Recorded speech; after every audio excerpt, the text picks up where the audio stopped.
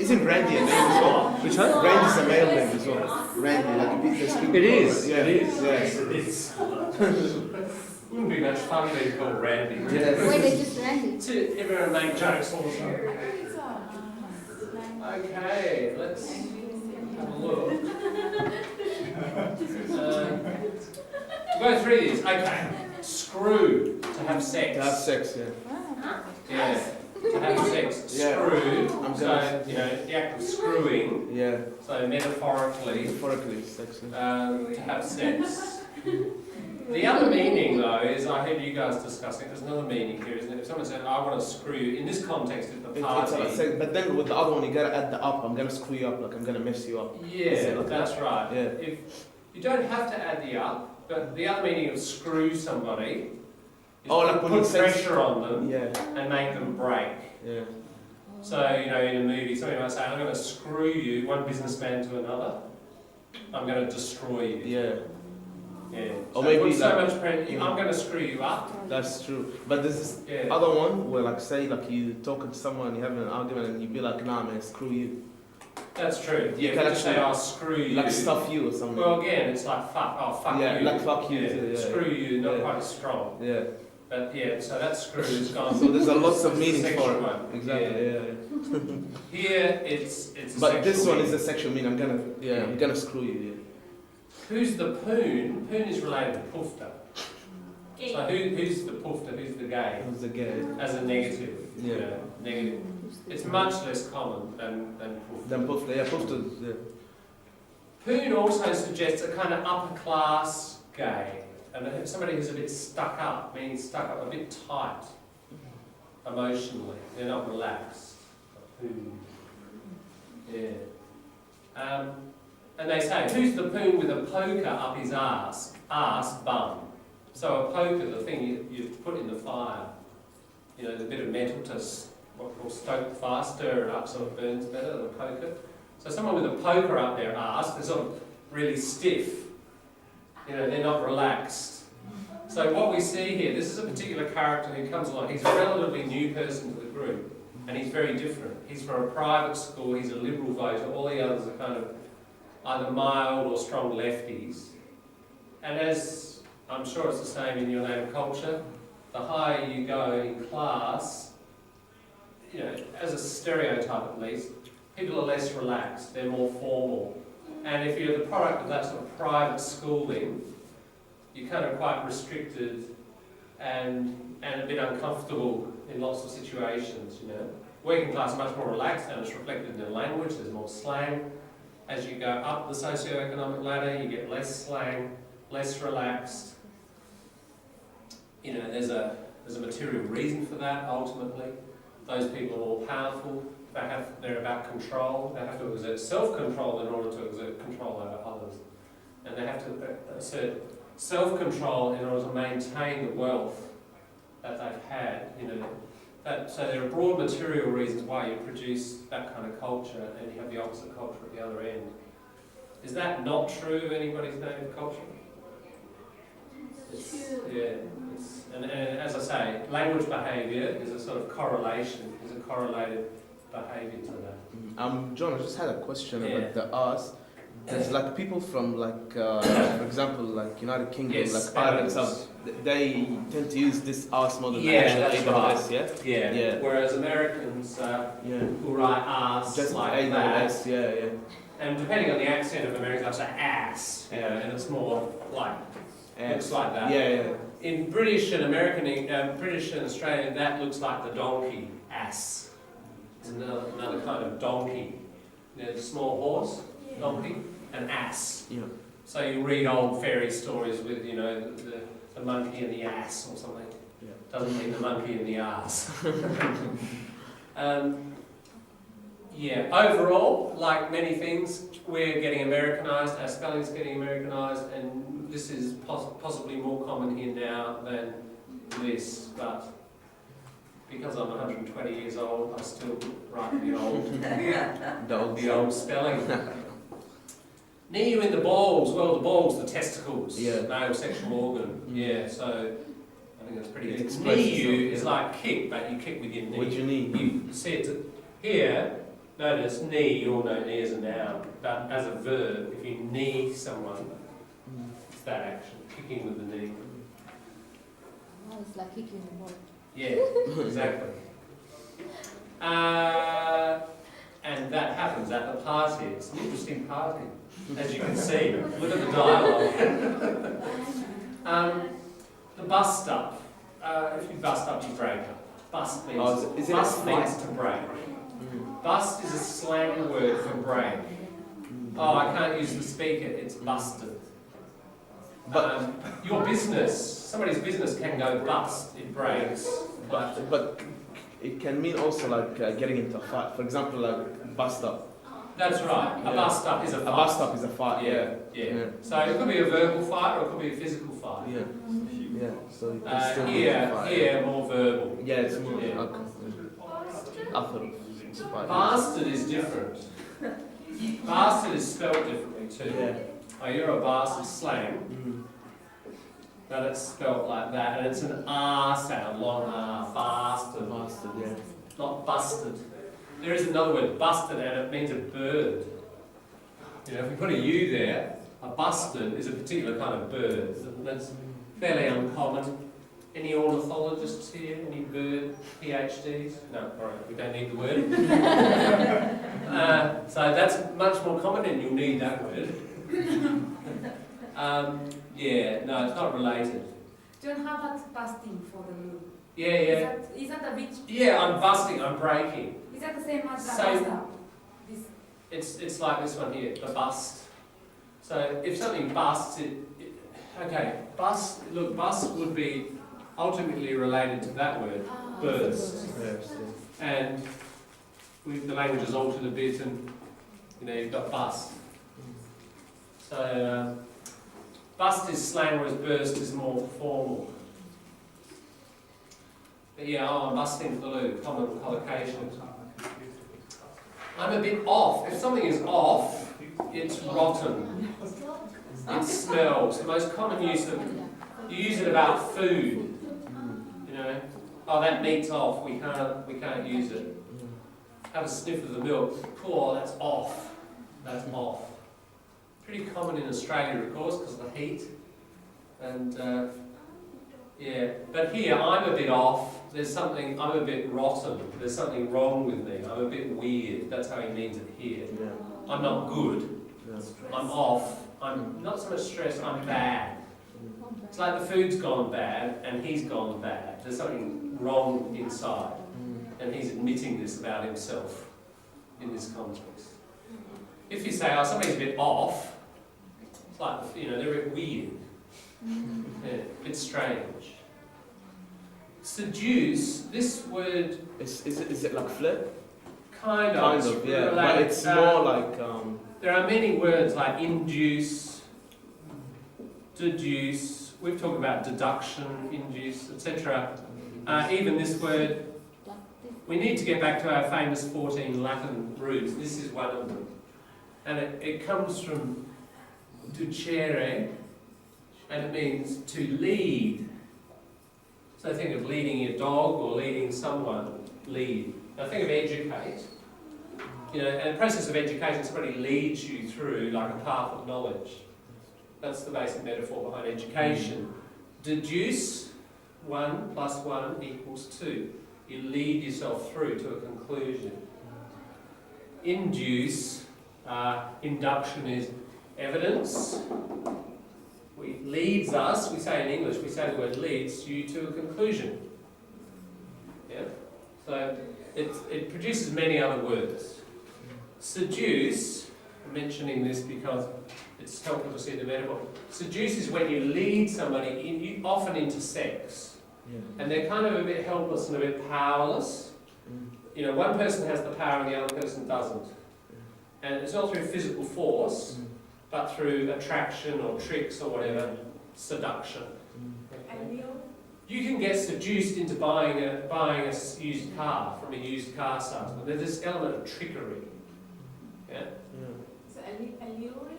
Alluring, yes, the word lure means to attract somebody into a trap. So it's like that, yes. So it usually start with flirts, then it Yeah, gets it seduced. could. Because that's how I explained. Yeah. There's, What about teasing? 137 possibilities, aren't there? Yeah. Probably more. Look on the internet. John, what about teasing? Like teasing? Teasing, not really. That's a bit different. I mean, look, sometimes there's an element in flirting, sort of, kind of funny teasing, like affectionate teasing, which could be the beginning of it, but not necessarily. Yeah. So seduce is the deepest thing. Yeah, so seduce my friend. Somebody's talking about seducing his friend or her friends. You're better off, just you're better without it. The better off. You're better off with that. Just suggests improved condition. Lots of things can be better off. Oh, we're better off now that tax is gone or whatever. Bugger me. Yeah, well, we had bugger before, didn't we? What was the context of bugger? Number 3. That buggers that. That destroys or ruins that. Here, bugger me is like, oh, fuck me. But it's not as strong. Yeah. Or maybe like damn. Yeah, kind of like damn me. Yeah. But you can use it in. It's often about surprise. Oh, bugger me! I found out I came top of the class. Or bugger me, I won a scholarship. It can be positive or it can be negative. Yeah. So it's a polite way of saying. It's not that It's polite. it's just like lying. It's more polite than the other alternative. Yes. Yeah. No root. Now, root means have sex. Have sex, Yeah. So But it's very Australian. Very Australian. If you say it to an American, they won't understand. If you say it to a British person, they won't understand. What it means here, they're talking about an artist, and she's female and attractive, and there are reviewers writing in the paper, and artists want reviews for their exhibitions, so more people come. So somebody says, oh, well, if she doesn't have sex with the journalist, she won't get a review. Yeah. So look, it's not a usual saying, it's just in this context that's what they say. But the word root is a verb and a noun about sex. Now, British people really won't understand that. A British teacher here, she told me the story around this one. She was at a party on her first few days here in Australia, and there was cheese, wine and cheese, you plate of salad and celery and carrots and cheese. Yeah. And some guy said to her at this party, oh, you want a root? and she thought he meant the carrots. Yeah. So she said, yeah. Got her into a bit of trouble. Yeah. So be careful. How's Jenny? Shithouse. Shithouse just means really bad. Yeah, like so bad. So you could like shitty. But interestingly, this noun has become an adjective. You could say, that book was shithouse. Don't bother reading it. Is this one Australian as well? Yeah. Because I've never heard it. That's true. I don't think Americans I've never would heard say an American, No. They might say, that was a shitty film. Yeah. We would say that also, but we have this other one, shithouse. Shithouse, yeah. Because I heard this one's good. Yeah, I think it is fairly Australian. Yeah. Sex appeal is just attractiveness, sexual attractiveness. Stuff is also to have sex. Again, the metaphor, you stuff something. Stuff something, yeah. You put pressure on it. So there's the sexual metaphor there. That, in relation, that would be your lightest and least offensive, one of your least offensive slang words about sex. You can say, stuff it. Or, my computer won't work, stuff it. No one will take offence at that. Bugger it, getting stronger. Fuck it, getting really strong. Really strong, yeah. But they all actually literally mean the same thing, but they have different connotations. So stuff is very, very light, quite inoffensive. No one knows it. You can say, that's this. My phone's stuffed up. Yeah. Very light. Even messed up is not that bad. Yeah, that's right. It's not messed up. Mess has no sexual connotation. Yeah, but like and in stuff that up is almost equal to that. So, yeah. It's very non-sexual almost, although the literal meaning is. Now, in terms of the level of like swearing and stuff, Yes, yeah, that's it's right. on the same level. It is similar. Mm.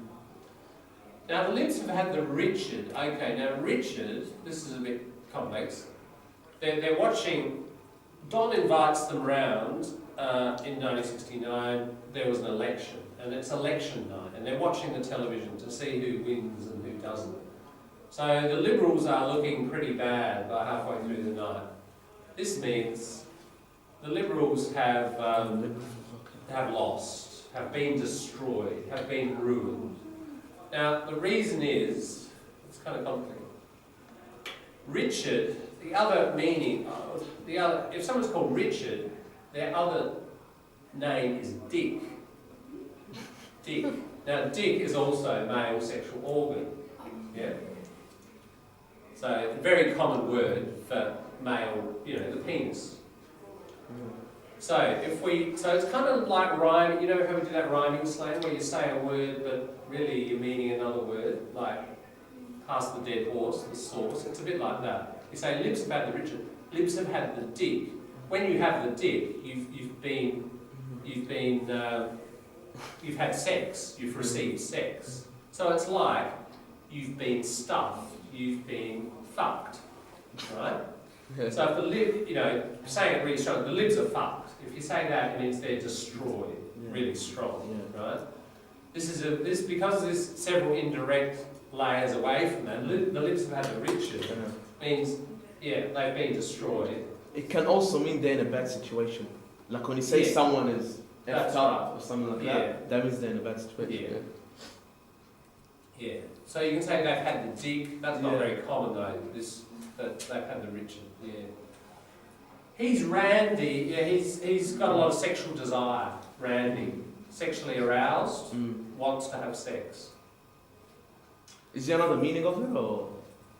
No, that's the meaning. So and as you said, it's a name. It's a name, isn't it? Yeah, for male. Mainly in America. In people America. call Randy. Yeah, there's a lot of people in America called Randy. Yeah. Be a bit difficult, wouldn't it? So what's it mean again? Who are you? Oh, I'm Randy. Really?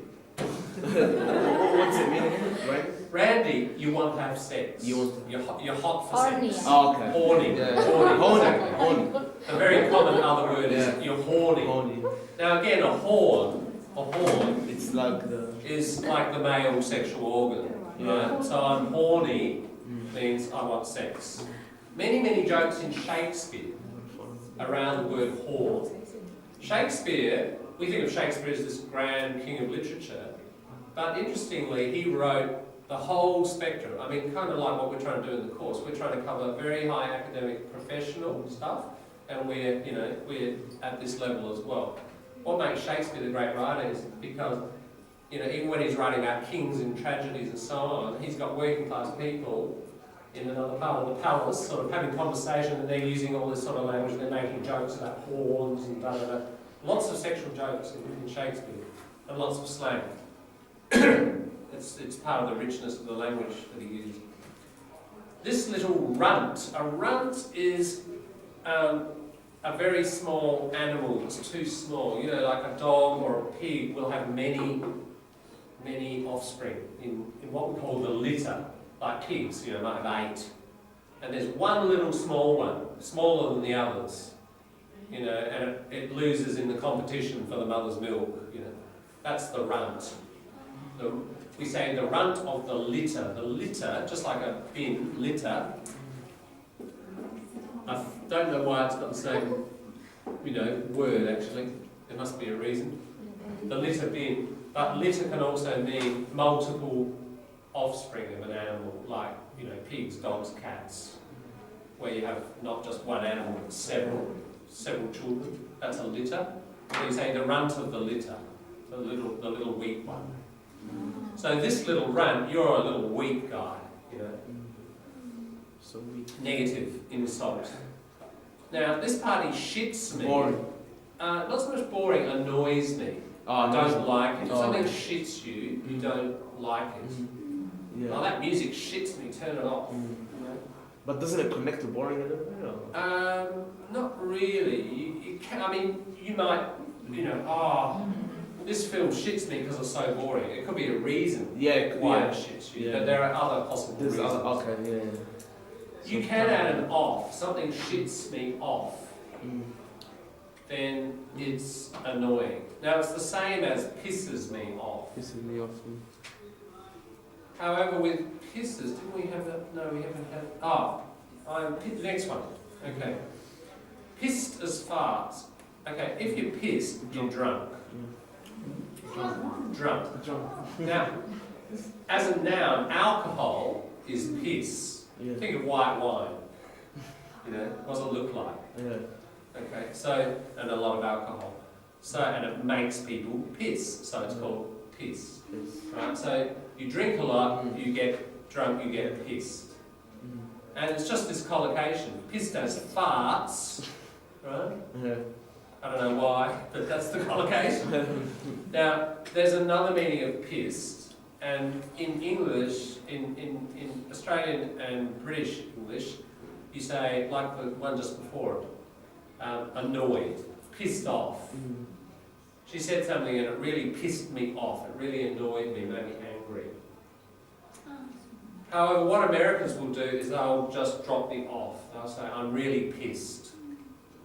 And when you hear that on American films, they mean I'm really angry. We would say, I'm really pissed off. And if we say, oh, I'm really pissed, or she's really pissed, it means drunk. Yeah. So there's just this little off that makes a big difference.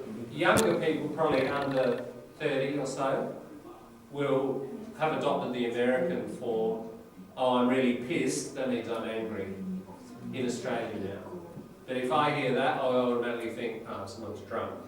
Then I have to remember, okay, US imperialism, alright, you're using it differently now.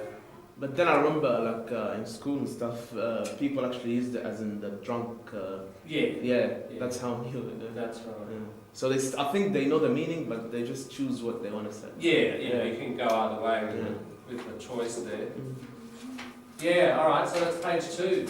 Alright. And we'll attack another page another day.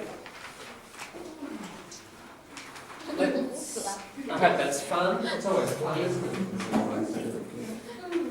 it? Alright, we'll go to the other end of the spectrum quickly. Critical review. We've got a few last questions for the critical review. We've been through the whole article, and so look, not the Monash piece, we're still on the actual article, alright? And we're looking at our last bunch of questions. 24, 26, 24, 25, 26, 27. So we've been through the actual article, and we've been through it pretty critically. We've not only talked about what's in it as information, but I think we've kind of performed a bit of an evaluation as we've gone about the strengths and weaknesses of it. We'll talk more about that soon. But it's always good when you're looking at an article, even if you're not doing it for critical review, but you're gathering material, say, for your essay. What about the journal? What about the source? You know, we've talked a lot about reputation. Ethos. Think logos, pathos, ethos. We're looking here at ethos. What's the ethos or the reputation or the credibility of the publication itself? That should come into your assessment to some degree. As I discussed yesterday, you don't base everything on that because that would be genetic fallacy, wouldn't it? Oh, it's in Pediatrics, therefore it's crap, or therefore it's really good. We can't put that much weight on it, but it's an element in our assessments.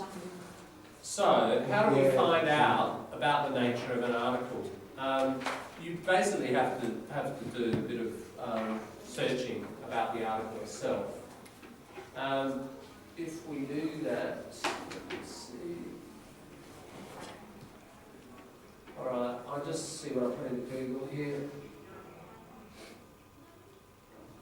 You just get the name of the journal, put journal at the end.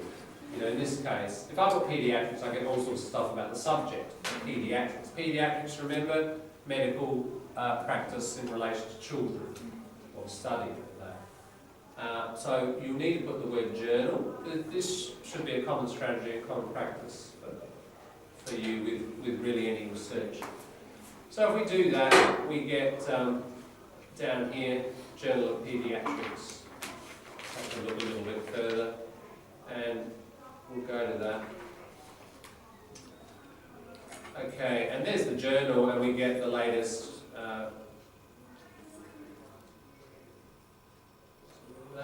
All right, we're getting the latest version here, November 2015. Gee, that's ahead of time. There you get, almost. Okay.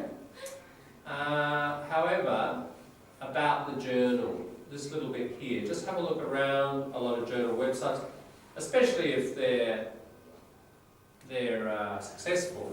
They'll often like to advertise that, so you can often see it in the journal information itself.